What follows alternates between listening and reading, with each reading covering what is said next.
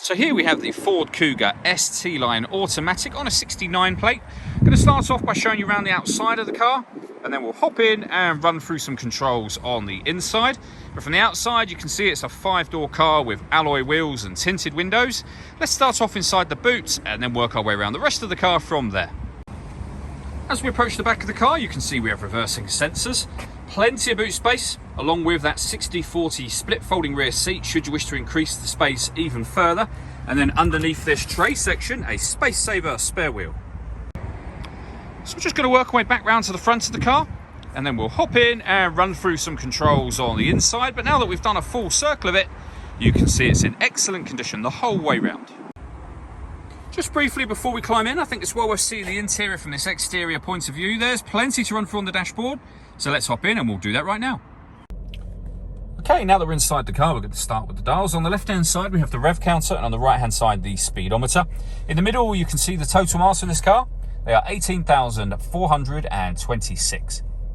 To the right-hand side of that, it will show you what gear this car is currently in. So we're in park at the moment, of course. And above that, we currently have displayed a digital readout for the speedometer. You can change the information that's displayed there for various bits of individual trip computer information, or you can have these 4 pieces of information displayed simultaneously, and then we're back round in a full circle to where we started. And the buttons that I was using to do that are just here. Beneath that, we have cruise control and speed limiter. Over on the right hand side, we have stereo and phone controls, including voice activation for the phone in the middle just there. Over in the center, we have the touch screen for the car. So this, amongst other things, is where you will pair up your phone. So we've got connect a phone down in the bottom right hand corner here. Hit that and then hit add phone. Search for your vehicle on your device and select it once it is found. And then just follow the instructions on the screen from there. You will have noticed, I'm sure, but this car has got satellite navigation. There's a full video showing how this works on both our website and also on our YouTube channel as well. And then when it comes to music, we have AM, FM and DAB radio available to us.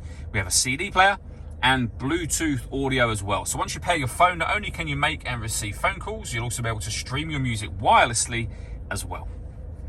Working our way down from that, we have dual zone climate control.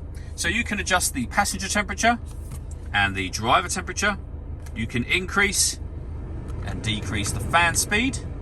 You determine where you'd like the air to be distributed once it enters the vehicle.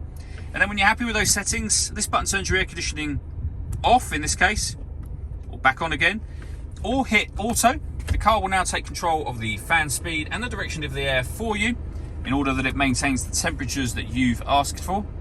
To override that, simply readjust the fans. You'll see auto has now gone off. We have a proper heated rear screen and a heated front screen just there as well.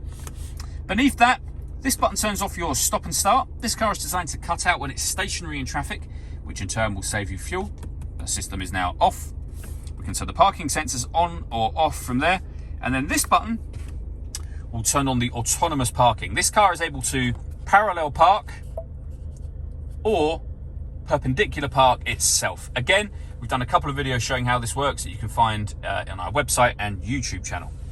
We then have the gear lever for the fully automatic gearbox, a 12-volt charging socket, and electronic handbrake.